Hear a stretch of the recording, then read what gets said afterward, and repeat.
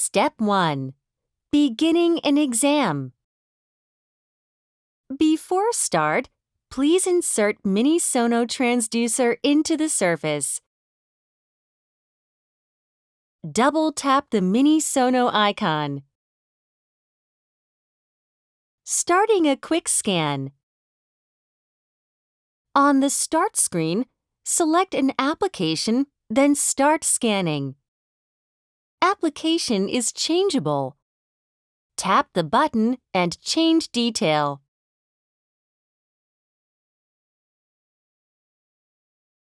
Starting a new patient's exam. To register a patient manually, tap the patient icon. Enter the patient information, then tap Register. And tap Exit to start scanning. Starting an existing patient exam. Tap the patient icon, then the patient screen appears.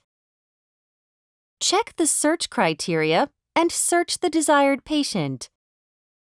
Select the patient and tap New Study to create a new study.